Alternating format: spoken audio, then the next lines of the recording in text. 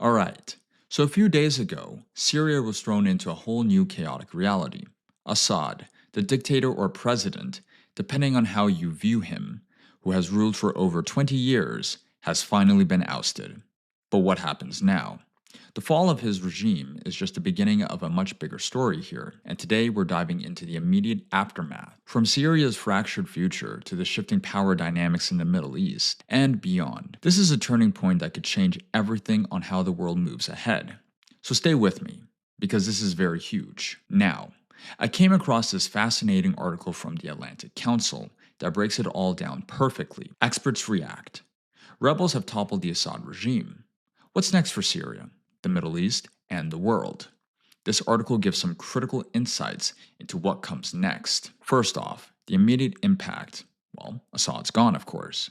But what does that really mean for Syria? With his regime out of the picture, Syria now faces a massive power vacuum.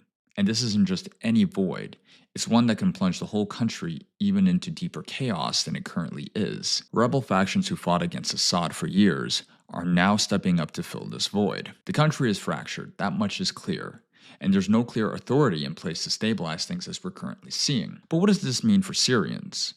Will these new rebel groups offer a better future, or just trade off one dictator for another? And I have a perfect quote from the article that illustrates this perfectly. The collapse of the Assad regime will have far-reaching consequences, but Syria is left with deep fractures and no clear successor. So, Syria is definitely on the verge of descending into more chaotic power struggle, much like Libya, with Assad previously acting as the linchpin holding the country together, helped by his key allies.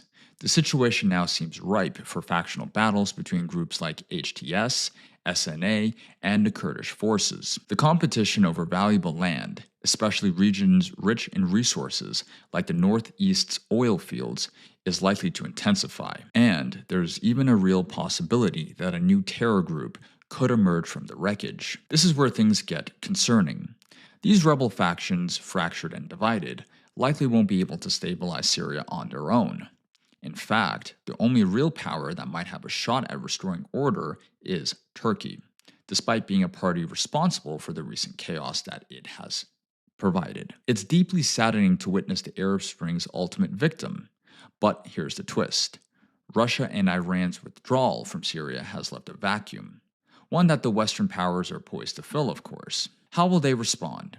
The geopolitical consequences are just beginning to unfold as we are seeing. But it's not just Syria that's in flux. Russia and Iran have been Assad's strongest backers for years.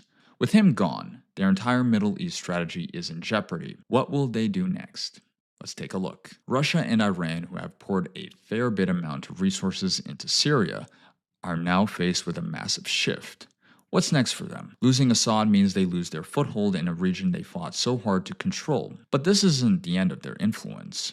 This is just the beginning of their reaction. Russia, which has maintained a military presence in Syria, may try to hold on to its power through military bases and new alliances. Iran could intensify its efforts to support factions sympathetic to its interests, but will its heavy hand alienate the people in Syria even more? And there's a perfect quote, again from the article. The exit of Assad removes a significant ally for Russia and Iran, but it doesn't mean these countries will abandon their interests in the region. Now, hold up.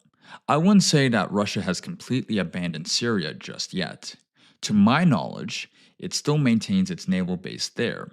However, we might soon learn more about any backdoor deals Russia has made with Turkey or the rebel factions. Personally, I suspect a behind-the-scenes agreement took place as the rebels advanced towards Damascus, and here's why. First, Russia's focus has shifted primarily towards Ukraine, and with its hands currently full, it seems less inclined to expand further resources on Syria. Could this include some form of an agreement with the US? Since they as well have a presence in Syria, it's certainly worth considering. The second possibility is that Russia allowed the rebels to push forward because the Syrian army simply wasn't putting up much resistance, paving the way for Russia to negotiate with the rebel backers like Turkey to retain its naval base. As for Iran, this loss of influence in Syria is a major blow. With their land bridge to Lebanon under threat, especially after Israel's incursion at the start of November, I don't foresee Iran regaining any control in Syria anytime soon. The cultural divide between the Sunni rebels and Iran's Shia leadership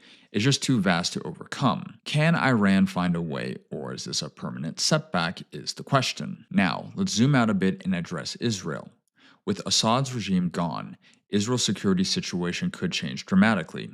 This might sound like a distant problem, but the implications are huge for Israel's borders. So what's at stake for them? Israel's security has been tightly tied to what happens in Syria, and well, now with Assad gone, Israel faces an even more complex situation. Without Assad's regime to contain them, extremist groups could quickly rise, and Israel's borders might become more vulnerable than ever. The absence of a strong government in Syria could allow groups like Hezbollah to gain more ground. Israel may need to act faster and more aggressively to secure its borders and prevent any spillover of extremism. And a perfect quote summarizes this. Israel's security calculus has changed dramatically with Assad's fall.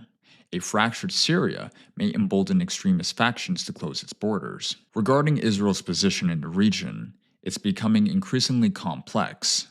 With Iran's land bridge now severed and the rebels seizing control of Syria, Israel finds itself in a very unique position of leverage, particularly in dealing with Hezbollah. Recent reports indicate that Israel has moved into Syria, specifically in the Golan Heights region, of course, and has carried out airstrikes on strategic military targets, including both old and new military installations, like air bases and naval sites. This action aims to prevent the Syrian rebels from mounting any serious military response, which could destabilize Israel's strategic interests. Israel's long-term strategy seems to be focused on playing the waiting game, provoking infighting among the Syrian rebel factions, while simultaneously concentrating on other regional priorities. I'll give them credit. Israel is playing a long game here, perhaps even more than anyone else in the region. But, as history has shown, plans rarely go according to expectations. What if these rebel forces, instead of fragmenting, unite and turn their sights on Israel? Could they pose an even greater threat than even Hezbollah itself, or even Iran, in the recent years? Only time will tell. Now, let's talk about the United States with Assad gone. What will America do? The US has been deeply involved already in Syria. Will it pivot in its strategy or continue pushing for its own objectives?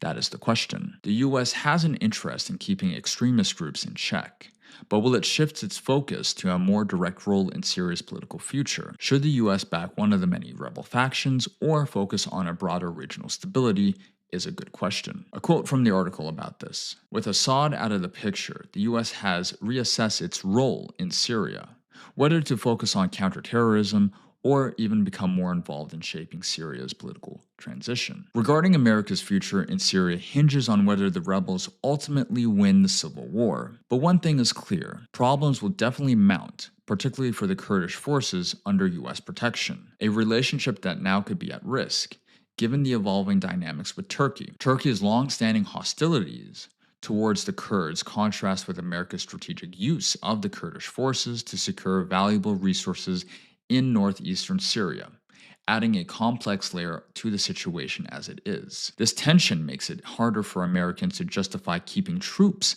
stationed there, especially as the risks of rising extremism continues to loom large. The real challenge, however, lies in how the military-industrial complex might influence government decisions.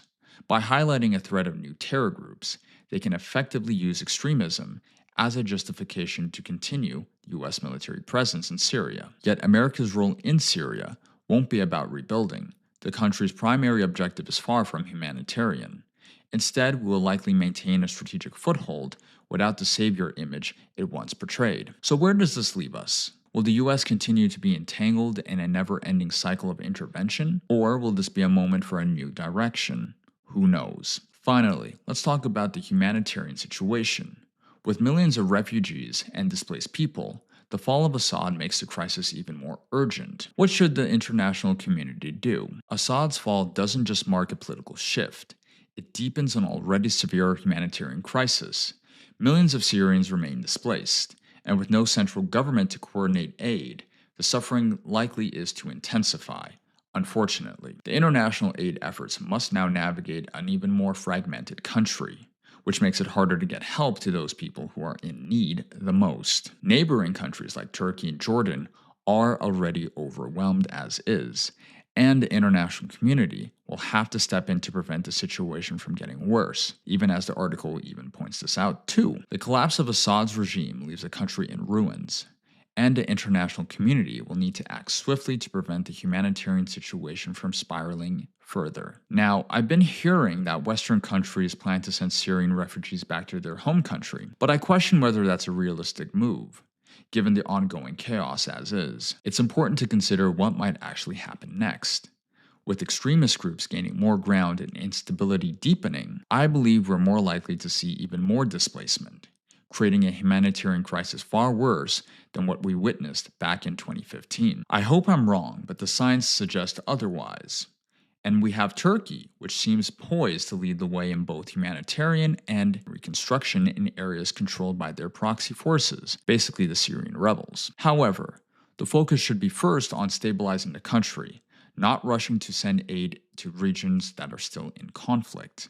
Without a smooth transition and security, this aid could end up making the situation even more fragile than need be. And what will it take for these countries to commit to real, sustainable rebuilding efforts is a very crucial question. Now, with my final thoughts on all this, with the sudden collapse of Assad's control in Syria, the geopolitical landscape of the Middle East is about to shift dramatically. This upheaval disrupts Russia and Iran's long-term plans for the region and weakens the broader BRICS organization. Western neoliberals and neocons will likely view this as a blow to the so-called Russian, Chinese, Iranian axis, formed to challenge the Western interests. In response, countries like Israel, Turkey, and even the US will likely assert themselves even further, seeking to influence the region's future. However, the darker side of this shift could mean Syria once again becomes a breeding ground for radical terror groups, reminiscent of the rise of ISIS 10 years ago. I sincerely hope that Syrian people can find stability as soon as possible,